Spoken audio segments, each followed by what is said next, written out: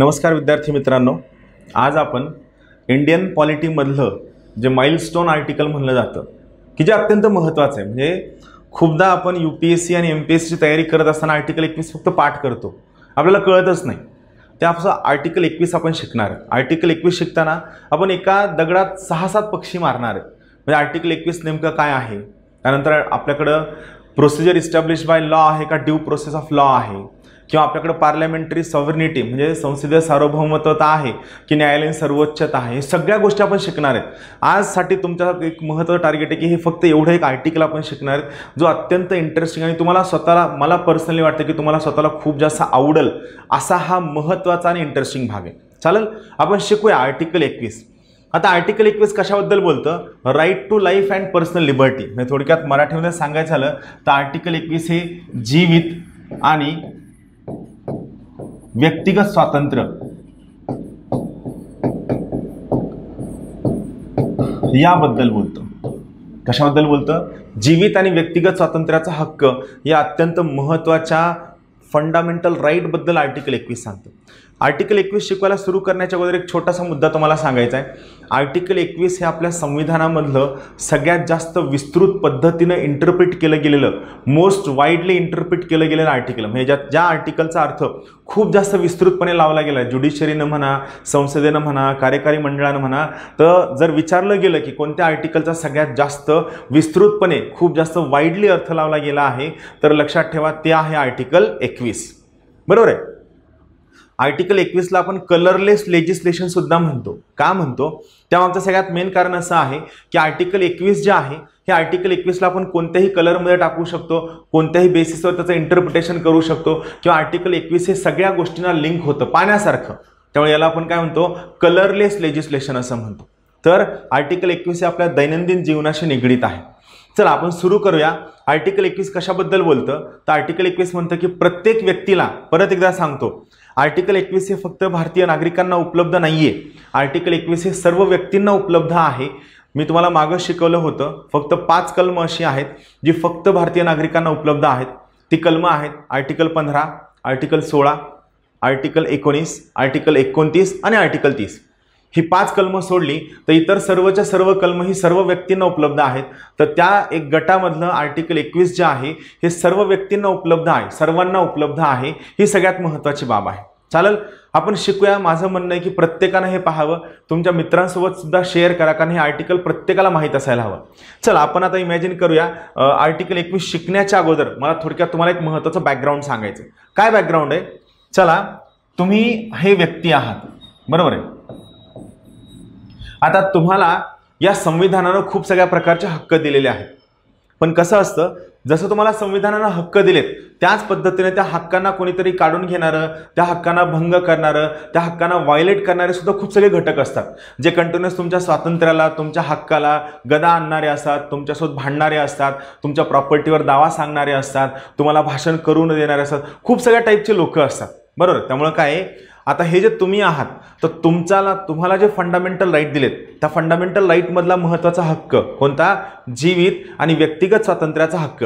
आता इथे जीवित आणि व्यक्तिगत स्वातंत्र्य या शब्दाचा अर्थ खूप मोठा निघतो. पहा, जीवित, समजा माझ्या सोसायटीच्या बाहेर खूप मोठा कचरा पडलाय आणि या कचऱ्याच्या दुर्गंधीमुळे मला बॅक्टेरियल, व्हायरल किंवा सगळे इन्फेक्शन्स व्हायला लागलेत आणि इन्फेक्शन्स झाल्यामुळे मला जीविताला धोका निर्माण झालाय, तर मी आर्टिकल 21 वापरू शकतो व मी महानगरपालिकेच्या विरुद्ध सुप्रीम कोर्टमध्ये तक्रार करू शकतो की यांनी यांचं काम योग्य पद्धतीनं न केल्यामुळं, माझ्या सोसायटीच्या बाहेर कचरा जमा झाल्यामुळं त्या ठिकाणी माझ्या जीवित आणि व्यक्तिगत स्वातंत्र्याला धोका निर्माण झालाय. आलं लक्षात?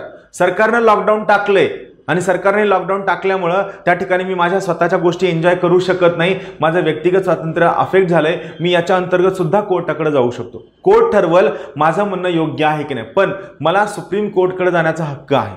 त्यामुळे लक्षात ठेवा, जीवित आणि व्यक्तिगत स्वातंत्र्य हा जो मुद्दा आहे हा खूप लिबरली इंटरप्रिट केला गेलेला मुद्दा आहे. खूप विस्तृतपणे याचा अर्थ लावण्यात आलेला आहे.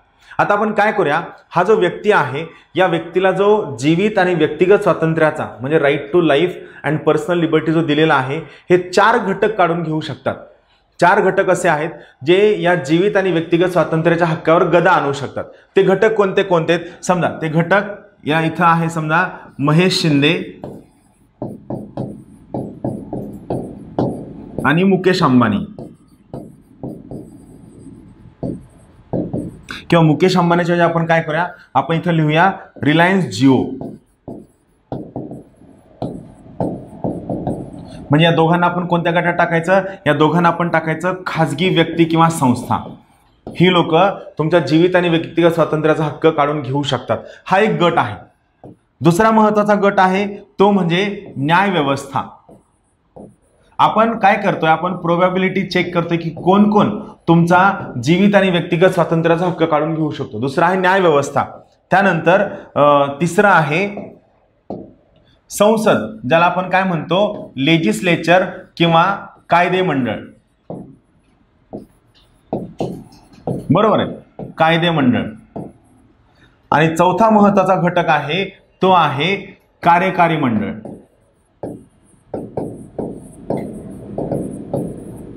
बरोबर आहे. यामध्ये कोण येतं, यामध्ये येतं PM plus CM plus council of minister आणि या संबंधित असणारे सर्व घटक. पहा, तुम्ही तुमचा राईट टू लाईफ आणि पर्सनल लिबर्टी एन्जॉय करत असताना असे चान्सेस आहेत की हे 4 घटक तुमच्या राईट टू लाईफ आणि पर्सनल लिबर्टीला भंग करू शकतात, व्हायलेट करू शकतात. आता समजा तुम्ही एखाद्या रस्त्यानं चाललाय, बरोबर, तुम्ही रोज तुमचा जायचा रस्ता आहे. मी काय केलं, मी त्या रस्त्यावर दगड टाकले. महेश शिंदे खाजगी व्यक्ती, मी त्या रस्त्यावर दगड टाकले आणि म्हणलं की या रस्त्यानं जर गेला असतं मी तुझं तंगड तोडून ठेवतो. आलं लक्षात. किंवा दुसरी गोष्ट काय झाली, तुम्हाला आणखीन समजा तुमचं शेत आहे, तुमच्या शेतामधून तुम्हाला जायचंय आणि तुमच्या शेताकडे जाताना तिथे एखादी जमीन समजा रिलायन्स जिओनं घेऊन ठेवली आणि त्या जिओनं काय केलं, तिथं सगळे टॉवर उभे केलेत. बरोबर आहे. त्या टॉवरमुळे तुम्हाला तुमची बैलगाडी तुमच्या शेतामध्ये घेऊन जाता येत नाहीये, जो तुमच्या जीविताचा प्रश्न आहे. का? कारण त्या शेतावर तुमची उपजीविका चालते किंवा तो तुमच्या व्यक्तिगत स्वातंत्र्याचा हक्क आहे. बरोबर आहे. दोन्ही व्यक्ती किंवा संस्था किंवा कंपनी, आम्ही खाजगी व्यक्ती झालो. आता जर समजा या पर्टिक्युलर केसमध्ये मी किंवा एखाद्या कंपनीनं तुमचा जीवित आणि व्यक्तिगत स्वातंत्र्याचा हक्क काढून घेण्याचा प्रयत्न केला तर तुम्ही सरळ कोणाकडे जाऊ शकता, तुम्ही सरळ पोलिसांकडे जाऊ शकता. बरोबर आहे ना. तुम्ही पोलिसांकडे गेला, पोलीस त्या ठिकाणी येणार, म्हणणार तू रस्त्यावर दगड कसं काय टाकले, माझ्यावर गुन्हा दाखल होईल. अंबानीला म्हणणार हे टॉवर सगळे बाजूला सारायचे, तुम्ही ते टॉवर कसं काय उभे केले, किंवा त्या व्यक्तीला रस्ता करून द्यायचा. म्हणजे पहा, मी किंवा रिलायन्स जिओ किंवा कोणत्याही संस्थेनं जर तुमचा जीवित आणि व्यक्तिगत स्वातंत्र्याचा हक्क काढून घेण्याचा प्रयत्न केला, तुम्ही पटकन पोलिसांकडे जाऊ शकता. पोलीस तुम्हाला खूप क्विक रेमेडी देतील. आता देतील का नाही हा महत्त्वाचा प्रश्न आहे, तो वेगळा भाग आहे. पण काय होईल, पोलीस त्या ठिकाणी तुमची कंप्लेंट ऐकून घेतील, तुमची फर्स्ट इन्फॉर्मेशन रिपोर्ट लिहिली जाईल आणि तुम्हाला पटकन त्या ठिकाणी रेमेडी मिळेल. बरोबर, हा महत्त्वाचा मुद्दा. म्हणजे इथं महत्त्वाची गोष्ट काय, तुमचा जो जीवित आणि व्यक्तिगत स्वातंत्र्याचा हक्क आहे ते मी किंवा एखादी कंपनी सहजासहजी काढून घेऊ शकतो का? नाही. तुमच्या जीवित आणि व्यक्तिगत स्वातंत्र्याचा हक्क खाजगी व्यक्ती सहजासहजी काढून घेऊ शकत नाही. आणि जर त्याने काढून घेण्याचा प्रयत्न केला तर त्या क्षणी तुम्ही पोलिसांकडे जाल आणि पोलीस तुमच्या जीवित आणि व्यक्तिगत स्वातंत्र्याला तात्काळ संरक्षण देतील, त्या सेकंदाला संरक्षण देतील. म्हणजे इथं काय झालं, खाजगी व्यक्ती हा तुमचा राईट टू लाईफ आणि पर्सनल लिबर्टी काढून घेऊ शकत नाही, किंवा जरी त्याने काढून घेण्याचा प्रयत्न केला तरी तुम्हाला पोलिसांकडनं तात्काळ संरक्षण मिळेल. न्याय व्यवस्था, तसं पाहायला गेलं तर न्याय व्यवस्थेवर ही बंधनं आहेत की त्यांनी संविधानाच्या चौकटीमध्ये राहून, कायद्याच्या चौकटीमध्ये राहून त्यांच्या समोर आलेल्या खटल्यांच्या बाबतीत त्याची योग्यता अयोग्यता तपासावी, स्वतःचं डोकं लावू नये. पण काही केसेसमध्ये ते काय करतात, स्वतः डोकं लावतात, स्वतः गोष्टी समजून घेतात. तर या ठिकाणी आणखीन एक गोष्ट काय आहे, न्याय व्यवस्था सुद्धा तुमचा जीवित आणि व्यक्तिगत स्वातंत्र्याचा हक्क काढून घेत नाही. न्याय व्यवस्था सुद्धा नाही. आलं लक्षात. दुसरा म्हणजे पहा, या 4 घटकांपैकी आम्ही जे 2 व्यक्ती आहोत, खाजगी व्यक्ती आणि न्याय व्यवस्था, हे दोघं जणही तुमच्या जीवित आणि व्यक्तिगत स्वातंत्र्याचा हक्क काढून घेऊ शकत नाहीत. का? न्याय व्यवस्था हे कोणत्याही प्रकारच्या अंमलबजावणीमध्ये इन्व्हॉल्व नसते. आणि जर मी किंवा कंपनीनं तुमचा लाईफ आणि पर्सनल लिबर्टी काढून घेण्याचा प्रयत्न केला तर त्या ठिकाणी तुम्ही लगेच कोर्टाकडे जाऊ शकता आणि तुम्ही कोर्टाकडे गेलात की त्या ठिकाणी तुम्हाला लगेच संरक्षण मिळेल. पोलिसांकडे गेला की लगेच तुम्हाला संरक्षण मिळेल. आलं लक्षात. एक महत्त्वाचा मुद्दा. आता हा पहिला भाग झाला. आता या ठिकाणी समजा संसदेने एखादा कायदा केला, आणि हा कायदा केल्यामुळे तुम्हाला वाटतंय की तुमचा जीवित आणि व्यक्तिगत स्वातंत्र्याचा हक्क भंग झालाय, तर मला सांगा, तुमचा जीवित आणि व्यक्तिगत स्वातंत्र्याचा हक्क संसदेमुळे किंवा राज्याच्या विधानसभेमुळे जर भंग पावला तर तुम्ही लगेच कोर्टाकडे जाता का? तुम्ही पोलिसांकडे जाऊ शकता का? माननीय PSI साहेब, इथं काय झालं की माझा जीवित आणि व्यक्तिगत स्वातंत्र्याचा हक्क संसदेच्या कायद्यानं भंग झालाय, तुम्ही लगेच जाऊन त्यांना अरेस्ट करा, असं होईल का? असं नाही होणार. का नाही होणार? कारण संसद किंवा विधानसभा ही कायदा करणारी महत्त्वाची संस्था आहे. या ठिकाणी तुम्ही पटकन त्यांच्या विरुद्ध पोलिसांकडे जाऊ शकत नाही. म्हणजे या ठिकाणी तुमच्या जीवित आणि व्यक्तिगत स्वातंत्र्याला यांच्यापासून संरक्षण आहे की नाही हे आपल्याला तपासावं लागेल. आपल्याला हे काय करावं लागेल? चेक करावं लागेल. प्रश्नचिन्ह. किंवा आज प्रधानमंत्र्यांनी आदेश काढला की उद्यापासून सगळ्यांनी घरात बसायचं, तर तुम्ही लगेच पोलीस स्टेशनला गेला, सर मला सकाळी सकाळी वॉकला जावं लागतं, वॉकला जाणं म्हणजे माझी लिबर्टी, माझं स्वतंत्र आहे, प्रधानमंत्र्यांनी सांगितलं घरात बसायचं, त्यांनी माझा फंडामेंटल राईट भंग पावलाय, तुम्ही काल कसं महेश शिंदेला अटक केलं तसं तुम्ही प्रधानमंत्र्यांना अटक करा, असं तुम्ही म्हणू शकता का? नाही म्हणू शकत. का? कारण ते संविधानिक पदावर असणारे महत्त्वाचे व्यक्ती आहेत. यांच्याविरुद्ध तुम्ही जरी गेलात तरी तुम्हाला इतक्या सहजासहजी संरक्षण मिळणार नाही. म्हणजे आपल्याला आर्टिकल 21 मध्ये हा प्रश्न सोडवायचा आहे की या व्यक्तीच्या जीवित आणि व्यक्तिगत स्वातंत्र्याला कायदे मंडळ आणि कार्यकारी मंडळ यांच्यापासून संरक्षण आहे की नाही. आलं? टार्गेट कळलं? आपल्याला आर्टिकल 21 मध्ये हे शिकायचं आहे की या व्यक्तीच्या जीवित आणि व्यक्तिगत स्वातंत्र्याला कायदे मंडळ आणि कार्यकारी मंडळ यांच्यापासून संरक्षण आहे की नाही हे आपल्याला शिकायचंय, हे आपल्याला तपासायचं आहे. हे आपला मेन एजेंडा आहे. हा आपला काय आहे? सगळ्यात मेन एजेंडा आहे, लक्षात ठेवा. चालेल? आता आपण बघूया की इथं नेमकं काय म्हणणं आहे, आपण समजून घ्या. चालेल? त्याच्या अगोदर कळलं टार्गेट काय आपल्याला हे बघायचं की याचा लाईफ आणि पर्सनल लिबर्टी हे दोघांपासून संरक्षण आहे की नाही हे तपासणं हे आपलं सगळ्यात मेन काम. आता पाहूया आपण. पहा आता इथं काय दिलंय पहा. Right to life and personal liberty, प्रत्येक व्यक्तीला जीवित आणि व्यक्तिगत स्वातंत्र्याचा हक्क असेल. आता हे इंग्लिशमध्ये का लिहिलंय? कारण ते सांगायला सोपं जातं. प्रोसिजर इस्टॅब्लिश बाय लॉ हे जे मराठीमध्ये थोडं किचकट भाषा वाटते म्हणून तुम्हाला सोपं सांगतो, इथं समजून जाईल. पहा आता आर्टिकल 21चा जो मेन गाभा आहे किंवा आर्टिकल 21ची जी मेन थीम आहे ती मेन थीम काय म्हणते पहा, लक्ष द्या. काय म्हणते main theme? No person shall be deprived. डिप्राइव्डला आपण मराठीमध्ये काय म्हणतो? डिप्राइव्ड म्हणजे हिरावून घेणे. हिरावून घेणे म्हणजे काय? काढून घेणे, हिसकावून घेणे. No person shall be deprived of his life and personal liberty. या वाक्याचा अर्थ काय होतो? कोणत्याही व्यक्तीचा जीवित आणि व्यक्तिगत स्वातंत्र्याचा हक्क हिरावून घेतला जाणार नाही. काय याचा अर्थ होतो? कोणत्याही व्यक्तीचा जीवित आणि व्यक्तिगत स्वातंत्र्याचा हक्क हिरावून घेतला जाणार नाही. हा याचा पहिला महत्त्वाचा उद्देश आहे. आलं लक्षात? सिंपल कन्सेप्ट आहे. हा अर्थ आहे. पण एक्सेप्टचा अर्थ काय होतो? याला आपण अपवाद म्हणतो. एक्सेप्ट म्हणजे काय? अपवाद. म्हणजे वरच्या वाक्याला अपवाद आहे. आता वरचं वाक्य काय आहे? कोणत्याही व्यक्तीचा जीवित आणि व्यक्तिगत स्वातंत्र्याचा हक्क हिरावून घेतला जाणार नाही, हिसकावून घेतला जाणार नाही. मात्र या वरच्या वाक्याला अपवाद आहे. अपवाद आहे याचा अर्थ काय? याचा अर्थ कोणत्याही व्यक्तीचा जीवित आणि व्यक्तिगत स्वातंत्र्याचा हक्क हिरावून घेतला जाऊ शकतो. बरोबर आहे? फक्त जर वरचं वाक्य वाचलं, खालचं ह्या ॲरोच्या वरचं वाचलं, काय लक्षात येतं की कोणत्याही व्यक्तीचा जीवित आणि व्यक्तिगत स्वातंत्र्याचा हक्क काढून घेतला जाणार नाही. पण याच्या खाली काय? अपवाद आहे. म्हणजे वरच्या वाक्याला अपवाद आहे. याचा अर्थ काय? तो काढून घेतला जाऊ शकतो. कसा काढून घेतला जाऊ शकतो? Except procedure establish by law. Except काय? Procedure establish by law. आता पहा इथं महत्वाची गोष्ट, लॉ म्हणजे काय? लॉ म्हणजे कायदा. बरोबर आहे? कायदा. प्रोसिजर म्हणजे काय? पद्धत. इस्टॅब्लिश म्हणजे काय? ठरविलेली.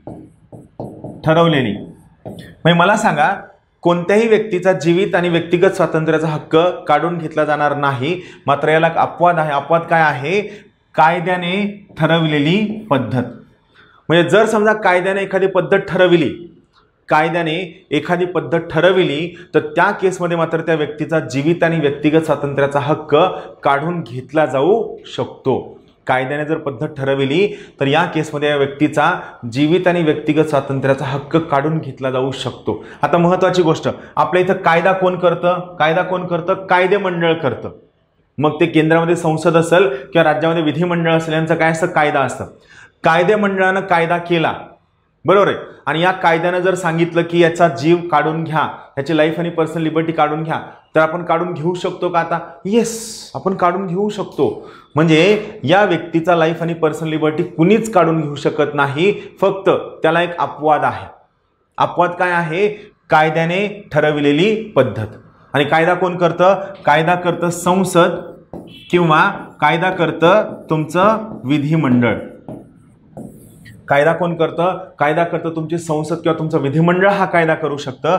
आणि सगळ्यात महत्त्वाची गोष्ट, संसद किंवा विधिमंडळानं कायदा करणं म्हणजे काय? याला आपण कायदेमंडळ हा शब्द वापरतो. याला आपण काय शब्द वापरतो? कायदेमंडळ. आता आपण मगाच्या चार्टकडे येऊया. पहा, मगाशी आपण काय पाहिलं? हा व्यक्ती आहे, या व्यक्तीला लाईफ आणि पर्सनल लिबर्टी आर्टिकल 21 ने दिले. आर्टिकल 21 काय म्हणतं? कोणत्याही व्यक्तीचा लाईफ आणि पर्सनल लिबर्टी काढून घेतला जाणार नाही. बरोबर आहे. इथं हे 4 घटक आहेत, जे 4 घटक याचं लाईफ आणि पर्सनल लिबर्टी काढून घेऊ शकतात. पण यापैकी अगोदर 2 आपण कॅन्सल केलेत. कोणते 2 आपण कॅन्सल केलेत? खाजगी व्यक्ती आपण कॅन्सल केलाय, न्याय व्यवस्था आपण कॅन्सल केली आहे. या दोघांमधलं आपल्याला शोधायचं होतं. आता आपण आर्टिकल 21 वाचलो. 21 काय म्हणतं? कोणत्याही व्यक्तीचा जीवित आणि व्यक्तिगत स्वातंत्र्याचा हक्क काढून घेतला जाणार नाही, मात्र याला अपवाद आहे. अपवाद काय आहे? कायद्याने ठरविलेली पद्धत. आता मला सांगा, कायद्याने ठरवलेली पद्धत म्हणजे काय? कायदा जे म्हणाल ते. मला सांगा, कायदा कोण करतं? कायदेमंडळ का कार्यकारी मंडळ? कायदेमंडळ. कायदा कोण करतं? कायदेमंडळ करतं. कार्यकारी मंडळाचं काम काय आहे? त्याची अंमलबजावणी करणं. कार्यकारी मंडळ हे कायदा करत नाही. याचं काम आहे जो कोणता कायदा त्यांच्या समोर येईल त्याचा अंमलबजावणी करणं. म्हणजे मला सांगा, त्या वाक्यानुसार या व्यक्तीचा लाईफ आणि पर्सनल लिबर्टी कोण काढून घेऊ शकतं? फक्त लेजिस्लेचर काढून घेऊ शकतं, कार्यकारी मंडळ नाही. म्हणजे इथं लक्षात ठेवा, आर्टिकल 21 नुसार या व्यक्तीच्या लाईफ आणि पर्सनल लिबर्टीला कार्यकारी मंडळापासून सुद्धा संरक्षण आहे. कार्यकारी मंडळ या व्यक्तीचा लाईफ आणि पर्सनल लिबर्टी काढून घेऊ शकत नाही. मात्र कोण काढून घेऊ शकतं? कायदेमंडळ. कायदेमंडळ का काढून घेऊ शकतं? कारण तिथं वाक्य आहे, कायद्याने प्रस्थापित कार्यपद्धतीनुसार किंवा कायद्याने ठरविलेल्या कार्यपद्धतीनुसार, ज्याला आपण इंग्लिशमध्ये काय म्हणतो? Procedure established by law. आलं लक्षात? आता प्रोसिजर इस्टॅब्लिश बाय लॉ कोण करतं? कायदेमंडळ करतं. कायदेमंडळ म्हणजे कोण? संसद. म्हणजे मला सांगा, या केसमध्ये ऑल पॉवरफुल कोण झालं? या केसमध्ये ऑल पॉवरफुल कोण झालं? संसद ही ऑल पॉवरफुल झाली. कोण ऑल पॉवरफुल झालं? संसद ही ऑल पॉवरफुल झाली. म्हणजे पहा, इथं मी 2 वाक्य म्हणतो. आता आर्टिकल 21चं कन्क्लुजन काय निघतं? आर्टिकल 21चं कन्क्लुजन लक्षात ठेवा. आर्टिकल 21 पहिलं कन्क्लुजन काय आहे? कोणत्याही व्यक्तीचा, बरोबर आहे, लाईफ आणि पर्सनल लिबर्टी, बरोबर आहे, कोणत्याही व्यक्तीच्या लाईफ आणि पर्सनल लिबर्टीला कार्यकारी मंडळापासून संरक्षण आहे.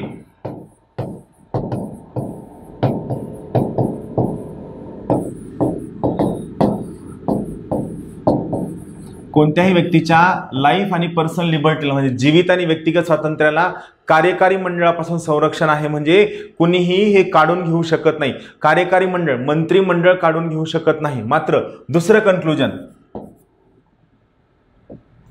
कोणत्याही या व्यक्तीच्या लाईफ आणि पर्सनल लिबर्टीला कायदेमंडळापासून संरक्षण नाही.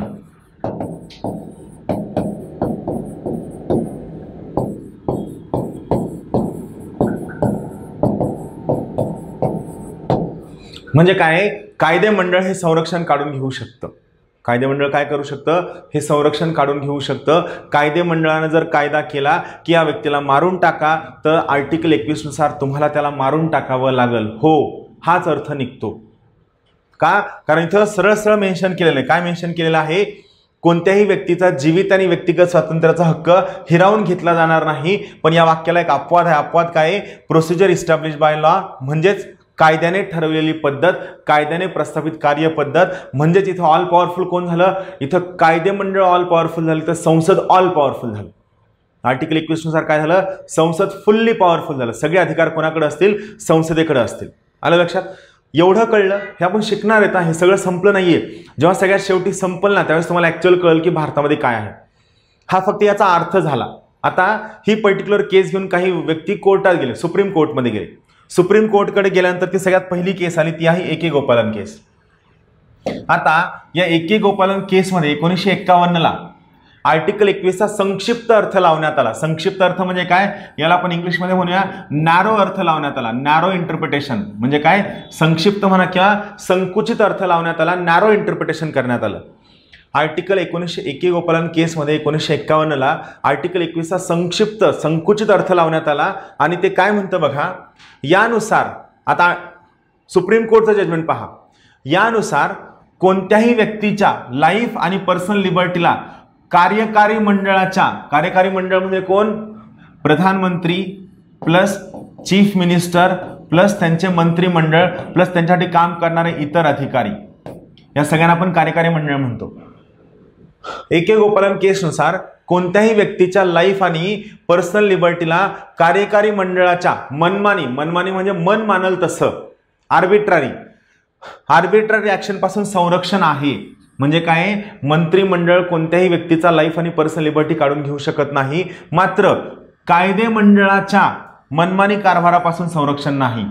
म्हणजे काय, कायदे मंडळानं कोणताही कायदा केला तरीही तुम्हाला तो कायदा फॉलो करावा लागेल. का, कारण आर्टिकल 21 असं म्हणतं की कोणत्याही व्यक्तीचा जीवित आणि व्यक्तिगत स्वातंत्र्याचा हक्क काढून घेतला जाणार नाही except procedure establish by law पासून संरक्षण आहे. मात्र कायदे मंडळाच्या मनमानी कारभारापासून संरक्षण नाही. कायदे मंडळ म्हणजे संसद तुमचा राईट टू लाईफ आणि पर्सनल लिबर्टी सहजासहजी हिरावून घेऊ शकते, त्यावर कोणतेही बंधन नाही. याचा अर्थ काय होतो, कायदे मंडळ एखाद्या व्यक्तीची लाईफ आणि पर्सनल लिबर्टी हिरावून घेऊ शकते आणि या लाईफ आणि पर्सनल लिबर्टीला कायदे मंडळाच्या म्हणजे संसदेच्या कायद्यांपासून संरक्षण नाही, मात्र मंत्रिमंडळाच्या ऍक्शन पासून मात्र संरक्षण आहे.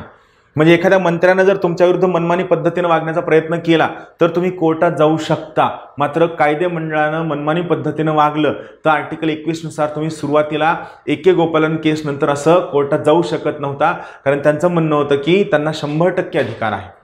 आलं लक्षात. आता ही पहिली एके गोपालन केस, याचाच अर्थ काय होतो, जेव्हा कायदे मंडळ तुमचा राईट टू लाईफ आणि पर्सनल लिबर्टी काढून घेऊ शकते, याचाच अर्थ काय होतो, याला आपण म्हणतो प्रोसिजर इस्टॅब्लिश बाय लॉ. मराठीत आपण याला काय म्हणतो, कायद्याने प्रस्थापित कार्यपद्धत.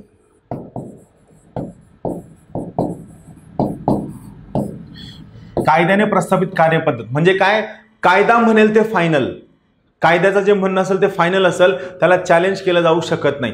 कायदा म्हणेल ते फायनल याचा अर्थ कायदा कोण करतं, कायदा संसद करते.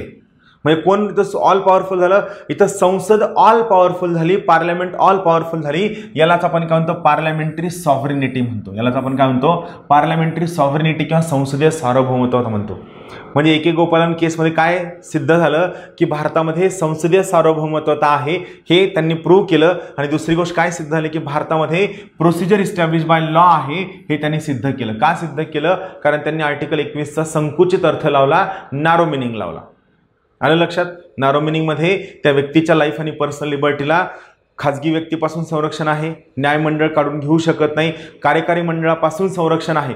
म्हणजे मंत्रिमंडळ आणि खाजगी व्यक्ती दोघं जणही त्या व्यक्तीचा लाईफ आणि पर्सनल लिबर्टी काढून घेऊ शकत नाही. फक्त कोण काढून घेऊ शकतं, कायदे मंडळ काढून घेऊ शकतं, म्हणजे संसद काढून घेऊ शकते. म्हणजे प्रोसिजर इस्टॅब्लिश बाय लॉ म्हणजेच पार्लमेंट ऑल पॉवरफुल आहे. याला आपण काय म्हणतो, संसदीय सार्वभौमत्वता. मी सार्वभौमत्वता हा शब्द शिकवलेला आहे, याला आपण काय म्हणतो, संसदीय सार्वभौमत्वता. क्लिअर. इंटरेस्टिंग आहे, सोपं आहे. आलं. आता सेम केस परत केव्हा कुठे गेली, सेम केस गेली मेनका गांधी केस. बरोबर आहे. मेनका गांधी केसमध्ये मात्र काय झालं, मेनका गांधी केसमध्ये आर्टिकल 21 जे आहे हे खूप लिबरली इंटरप्रिट केलं गेलं, त्याला खूप विस्तृत अर्थ लावण्यात आला. आता तो विस्तृत अर्थ कसा लावण्यात आला, खूप इंटरेस्टिंग आणि सोपी गोष्ट आपण पाहूया ते. तर पहा, बेसिकली आपण काय पाहितलं, एके गोपालन केसमध्ये आर्टिकल 21चं नॅरो इंटरप्रिटेशन केलं गेलं.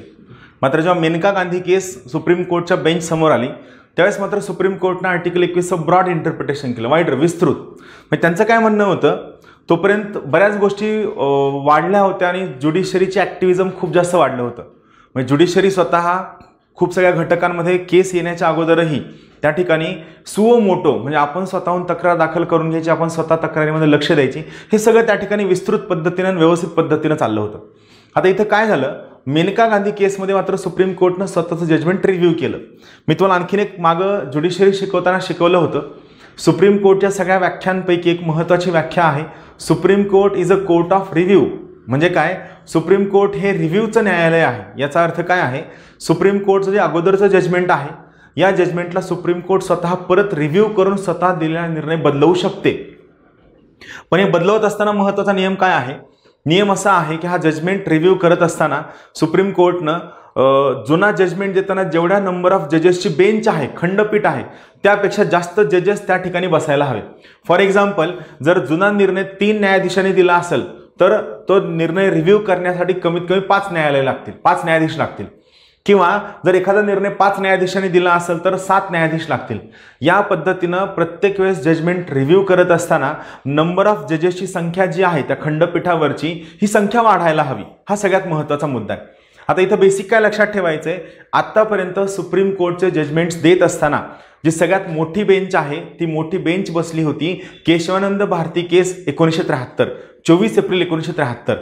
केशवानंद भारती केस 24 एप्रिल 1973ला 13 जजेसची बेंच बसली होती. तर सेम इथं सुद्धा काय झालं, ए.के. गोपालन केसमधला जो निर्णय आहे हा सुप्रीम कोर्टने मेनका गांधी केसमध्ये रिव्ह्यू केला, नंबर ऑफ जजेसची संख्या वाढवून.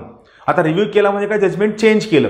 आता चेंज करताना त्यांनी निर्णय काय दिला, तर पहिलं वाक्य लक्षात ठेवा, मेनका गांधी केसमध्ये सुप्रीम कोर्टने आर्टिकल 21चं विस्तृत म्हणजे काय वायडर इंटरप्रिटेशन केलं, ब्रॉडर इंटरप्रिटेशन केलं. आता इंटरप्रिटेशन करताना त्यांनी काय केलं पहा, त्यांनी काय सांगितलं, no person shall be deprived of his life and personal liberty.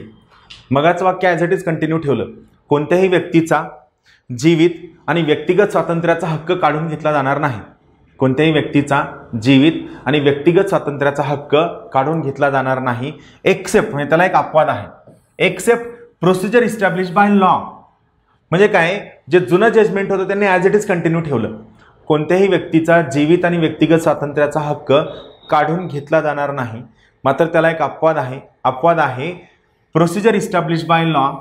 मात्र याला त्यांनी जजमेंट केलेलं, बट म्हणजे काय, बट दी प्रोसिजर, म्हणजे ही वरची जी प्रोसिजर आहे ही प्रोसिजर कशी असावी, जस्ट, फेअर अँड रॅशनल. म्हणजे प्रोसिजर कशी असावी, योग्य, न्याय्य आणि आपण रॅशनलला काय म्हणतो, योग्य, न्याय्य आणि तार्किक असावी, लॉजिकल असावी. जर कायद्याने प्रस्थापित कार्यपद्धत योग्य, न्याय्य आणि तार्किक असेल, रॅशनल असेल, तरच त्या व्यक्तीचा जीवित आणि व्यक्तिगत स्वातंत्र्याचा हक्क काढून घेतला जाईल, अदरवाईज काढून घेतला जाणार नाही. आलं लक्षात. आणि यालाच आपण काय म्हणतो, याला आपण म्हणतो ड्यू प्रोसेस ऑफ लॉ. याला आपण म्हणतो ड्यू प्रोसेस ऑफ लॉ. बघा सोपा अर्थ, अगोदर त्यांनी काय जजमेंट दिलं होतं की कोणत्याही व्यक्तीचा लाईफ आणि पर्सनल लिबर्टी काढून घेतला जाणार नाही. मात्र याला एक अपवाद आहे, या वाक्याला एक अपवाद काय, प्रोसिजर इस्टॅब्लिश बाय लॉ. म्हणजे काय, कायद्यानं प्रस्थापित कार्यपद्धत. म्हणजे काय, या जर एखाद्या कायद्यानं कार्यपद्धत प्रस्थापित केली तर त्या व्यक्तीचा लाईफ आणि पर्सनल लिबर्टी काढून घेतला जाऊ शकतो, 100% काढून घेतला जाऊ शकतो. मात्र परत त्यांनी त्याला एक जजमेंट ॲड केलं, मात्र ही जी कार्यपद्धत आहे म्हणजे प्रोसिजर इस्टॅब्लिश बाय लॉ आहे, म्हणजे संसदेने केलेला किंवा विधिमंडळाने केलेला कायदा, ही जी कार्यपद्धत आहे ही कार्यपद्धत कशी असावी, ही कार्यपद्धत योग्य असावी, न्याय्य असावी, तार्किक असावी. ही कार्यपद्धत योग्य, न्याय्य, रॅशनल, तार्किक असावी. म्हणजे मला सांगा, आता संसद, जे मगाशी आपण वाक्य वाचलं, काय वाचलं, कायदे मंडळाच्या मनमानी कारभारापासून संरक्षण आहे. मनमानी कारभार, आता मला सांगा, इथं मनमानी कारभारापासून संरक्षण नव्हतं, पण या जजमेंट नंतर मला सांगा, कायदे मंडळाची कार्यपद्धत मनमानी चालेल का, नाही चालणार. कायदे मंडळाची कार्यपद्धत कशी असायला हवी, योग्य, न्याय्य, तार्किक, जस्ट, फेअर आणि रॅशनल असायला हवी. आणि मग महत्त्वाची गोष्ट, त्या संसदेचा कायदा किंवा कायद्याने प्रस्थापित कार्यपद्धत ही योग्य आहे की नाही, ही न्याय्य आहे की नाही, ही तार्किक आहे की नाही, हे कोण ठरवल, हे ठरवल न्याय व्यवस्था. हे ठरवण्याचा अधिकार कोणाकडे आहे, हे ठरवण्याचा अधिकार ज्युडिशरीकडे आहे. म्हणजे जर समजा संसदेचा एखादा कायदा एखाद्या व्यक्तीचा लाईफ आणि पर्सनल लिबर्टी काढून घेण्याचा प्रयत्न करत असेल तर त्या कायद्याला चेक केलं जाईल, त्या कायद्याला तपासलं जाईल, त्या कायद्यावर ज्युडिशियल रिव्ह्यू केला जाईल. आणि जर तो कायदा लाईफ आणि पर्सनल लिबर्टी काढून घेण्याचा प्रयत्न करत असेल तर त्या कायद्याला मात्र रद्द केलं जाईल. याला आपण म्हणतो ड्यू प्रोसेस ऑफ लॉ. म्हणजे थोडक्यात काय होतं, प्रोसिजर इस्टॅब्लिश बाय लॉ यामध्ये त्या कायद्याचा शब्दशः अर्थ घेतला जायचा, जो शब्दशः अर्थ दिलाय तो अर्थ घेतला जायचा. मात्र ड्यू प्रोसेस ऑफ लॉ यामध्ये त्या कायद्याचा शब्दशः अर्थ तर घेतला जाईलच, पण त्या शब्दशः अर्थापेक्षा त्या कायद्याचं इंटेन्शन काय आहे, त्या कायद्याचा इसेन्स काय आहे हा महत्त्वाचा आहे. जुन्या केसमध्ये जर समजा कायदा म्हणला याचा जीव घ्या तर घ्या, डोकं लावू नका. पण नवीन मेनका गांधी केसमध्ये काय म्हणलं, त्याचा जीव घ्यायचा का, ठीक आहे कायदा करा, तुमच्या कायदा करण्यावर बंधन नाही, पण तुम्हाला जीव का घ्यायचा आहे, त्याची कारणं काय आहेत, तुम्ही हे जीव घेणं संविधानानुसार आहे की नाही, न्यायानुसार आहे की नाही, कायद्यानुसार आहे की नाही. म्हणजे आम्ही थोडक्यात काय करणार, त्या ठिकाणी त्या सगळ्या गोष्टींची न्याय्यता, योग्यता, तार्किकता तपासणार. म्हणजे तुम्ही कायदा करा, कायदा करण्यावर बंधन नाही, पण तुम्ही केलेल्या कायद्याची योग्यता, अयोग्यता, न्याय व्यवस्था तपासणार.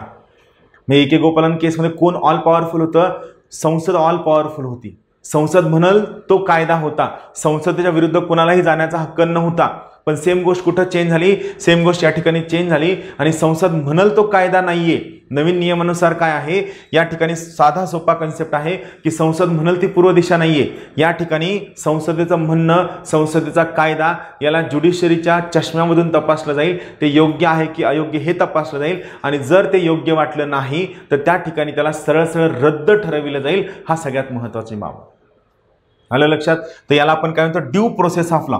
थोडक्यात काय असतं, कायद्याचा शब्दशः अर्थ घेण्यापेक्षा कायद्याचं इंटेन्शन काय आहे हे तपासलं जाणं, याला आपण ड्यू प्रोसेस ऑफ लॉ असं म्हणतो. फॉर एक्झाम्पल मी तुम्हाला एक सिंपल एक्झाम्पल देतो. प्रोसिजर इस्टॅब्लिश बाय लॉ आणि ड्यू प्रोसेस ऑफ लॉ यामध्ये काय फरक आहे पहा. समजा एखाद्या मित्रानं पार्टी दिली, तुम्ही त्या पार्टीसाठी जाताय, तर पार्टीसाठी गेल्यानंतर मित्रानं तुम्हाला विचारलं की बाबा किती वाजता येशील, तर आपण त्याला सांगतो की मी 9 पर्यंत पोहोचेल. जेव्हा तुम्ही सांगताय की मी 9 वाजतापर्यंत पोहोचेल, हा काय झाला, हा तुमच्या पोहोचण्याचा शब्दशः अर्थ झाला. बरोबर, याला आपण म्हणतो प्रोसिजर इस्टॅब्लिश बाय लॉ. तुम्ही सांगितलं 9 पर्यंत पोहोचेल. आता याला दुसरं वाक्य कसं आहे, तुम्हाला एखाद्या मित्रानं विचारलं की किती वाजेपर्यंत येशील पार्टीला, तर तुम्ही सांगता की मी योग्य वेळेत पोहोचेल.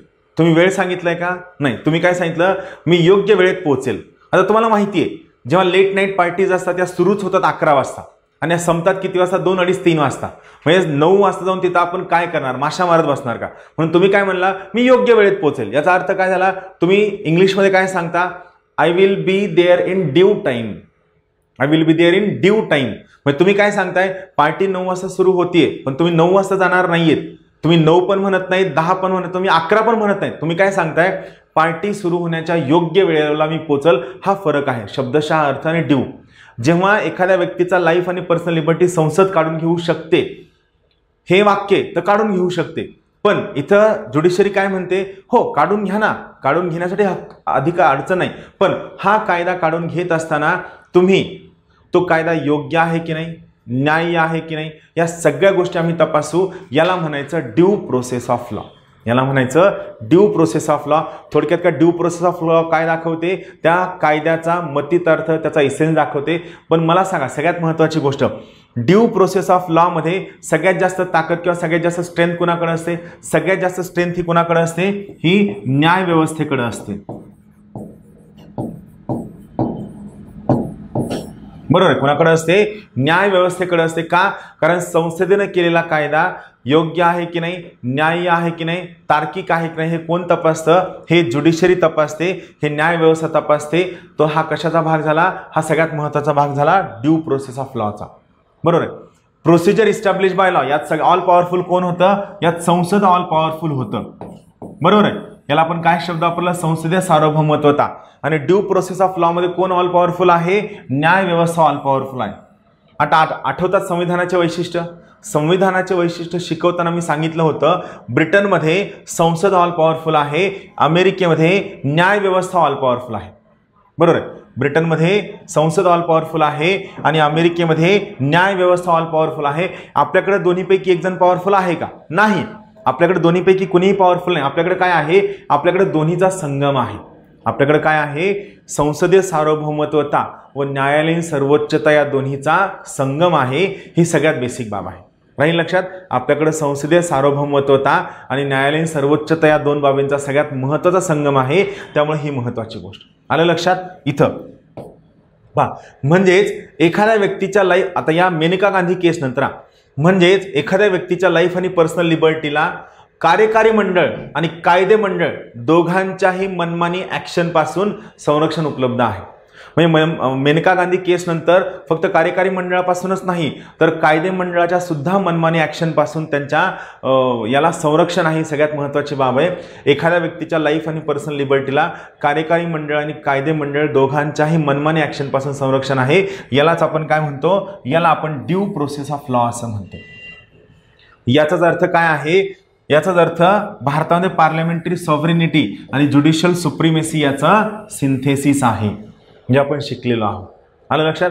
इथे एक छोटासा मुद्दा परत एकदा तुम्हाला सांगतो, जस्ट एक रिव्हिजन म्हणून लक्षात ठेवा. इंग्लंडचा जर आपण विचार केला तर UK मध्ये काय आहे, UK मध्ये संसदीय सार्वभौमत्वता आहे. म्हणजे इंग्लिशमध्ये आपण याला काय म्हणतो, इंग्लिशमध्ये आपण याला पार्लमेंटरी सॉव्हरेनिटी म्हणतो, बरोबर आहे. आणि इंग्लंडमध्ये काय आहे, प्रोसिजर इस्टॅब्लिश बाय लॉ आहे. म्हणजे संसद जे म्हणाल ते फायनल असेल, याला आपण चॅलेंज करू शकत नाही. प्रोसिजर इस्टॅब्लिश बाय लॉ आहे इंग्लंडमध्ये, बरोबर आहे. आणि अमेरिकेमध्ये काय आहे, तर अमेरिकेचं लक्षात ठेवा, अमेरिकेमध्ये न्यायालयीन सर्वोच्चता आहे, ज्युडिशियल सुप्रीमेसी. अमेरिकेमध्ये न्यायालयीन सर्वोच्चता आहे, बरोबर आहे. म्हणजेच काय, अमेरिकेमध्ये ड्यू प्रोसेस ऑफ लॉ आहे.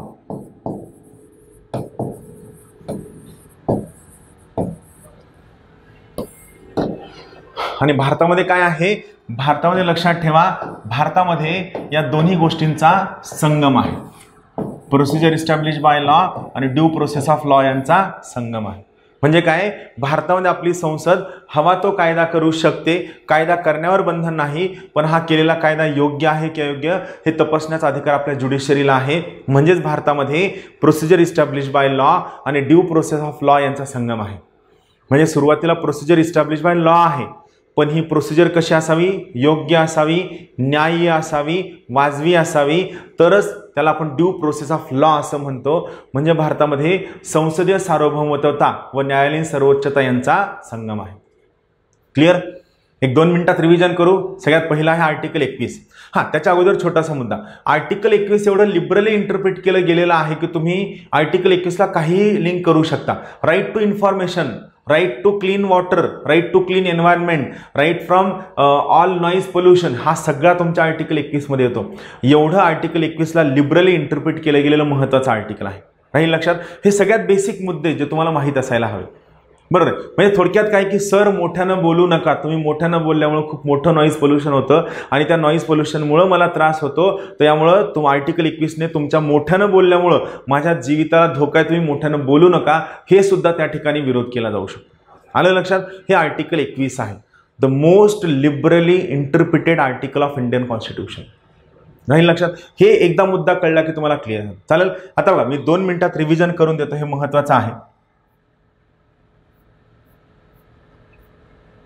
सगळ्यात पहिला महत्त्वाचा मुद्दा आपण काय पाहितला, आर्टिकल 21चं टायटल आहे right to life and personal liberty, बरोबर आहे. आर्टिकल 21 काय म्हणतं, प्रत्येक व्यक्तीला जीवित आणि व्यक्तिगत स्वातंत्र्याचा हक्क आहे. हा हक्क कोणीही हिरावून घेणार नाही, मात्र कायद्याने प्रस्थापित कार्यपद्धत म्हणजे प्रोसिजर इस्टॅब्लिश बाय लॉ नुसार तुम्ही ही हिरावून घेऊ शकता. पहिला मुद्दा म्हणजे काय, ही जेव्हा ही केस AK गोपालन केसमध्ये गेली त्यावेळी सुप्रीम कोर्टनं आर्टिकल 21चं नॅरो इंटरप्रिटेशन केलं आणि सुप्रीम कोर्ट स्वतः म्हणतं की आर्टिकल 21 नुसार कोणत्याही व्यक्तीच्या लाईफ आणि पर्सनल लिबर्टीला कायदे मंडळाच्या मनमानी ॲक्शनपासून संरक्षण नाही, फक्त कार्यकारी मंडळापासून संरक्षण आहे. मात्र मगाशी मी तुम्हाला सांगितलं तसं आपलं जे सुप्रीम कोर्ट आहे, सुप्रीम कोर्ट हे कोर्ट ऑफ रिव्ह्यू आहे आणि त्यामुळे सुप्रीम कोर्टनं काय केलं, मेनका गांधी केसमध्ये ही पर्टिक्युलर केस परत रिव्ह्यू केली आणि रिव्ह्यू करून त्यांनी सांगितलं हो मान्य आहे की एखाद्या व्यक्तीचा लाईफ आणि पर्सनल लिबर्टी काढून घेतला जाऊ शकत नाही. हा काढून घेताना तो फक्त कायद्याने प्रस्थापित कार्यपद्धतीनुसारच काढून घेतला जाऊ शकतो. मात्र ही कार्यपद्धत कशी असावी, योग्य असावी, न्याय्य असावी, वाजवी असावी, तार्किक असावी, तरच त्या व्यक्तीचा लाईफ आणि पर्सनल लिबर्टी काढून घेतला जाऊ शकतो. अदरवाईज तो right to life and personal liberty काढून घेतला जाणार नाही. म्हणजेच गोपालन केसमध्ये जे शिक्कामोर्तब झालं होतं प्रोसिजर इस्टॅब्लिश बाय लॉ आणि संसदीय सार्वभौमत्वता याला परत काय झालं, मेनका गांधी केसमध्ये रिव्ह्यू करण्यात आलं आणि सांगण्यात आलं की ही जी प्रोसिजर इस्टॅब्लिश बाय लॉ आहे ही योग्य असावी, न्याय्य असावी, तार्किक असावी. म्हणजेच आपल्याकडे काय आहे, आपल्याकडे ड्यू प्रोसेस ऑफ लॉ आहे. म्हणजेच काय आहे, आपल्याकडं ड्यू प्रोसेस ऑफ लॉ आहे. आणि ड्यू प्रोसेस ऑफ लॉ काय दाखवतं, संसदीय सार्वभौमत्वता व न्यायालयीन सर्वोच्चता या दोन्हीचा योग्य असा संगम दाखवतो. त्यामुळे आर्टिकल महत्त्वाचं आहे. सगळ्यांनी लक्षात ठेवा, हे आर्टिकल 21 का महत्त्वाचं आहे. आर्टिकल 21च्या आधारावर आपल्याला खूप सगळ्या गोष्टी शिकायच्या आहेत. मी तुम्हाला खूप एमर्जन्सी टॉपिक शिकवताना एक महत्त्वाचं वाक्य सांगितलं होतं, आर्टिकल 20 आणि 21 ने दिलेले फंडामेंटल राईट्स हे कोणत्याही केसमध्ये सस्पेंड होत नाहीत, हे तुम्हाला सांगितलं होतं. इतर सगळे फंडामेंटल राईट नॉर्मली कोणत्या केसमध्ये सस्पेंड होऊ शकतात. फक्त महत्त्वाचा मुद्दा आहे, आर्टिकल 20 आणि 21 ने दिलेले फंडामेंटल राईट कोणत्याही केसमध्ये सस्पेंड होत नाहीत. काल आपण आर्टिकल 20 शिकलो, आज आपण आर्टिकल 21 शिकले. सगळ्यात महत्त्वाचं आर्टिकल आहे आणि मला वाटतं की हे तुम्हाला कळलेलं. जर कळलं तर तुमच्या सगळ्या रिस्पॉन्सेस कमेंटमध्ये नक्की कळवा. Thank you very much. Have a good day. Thank you.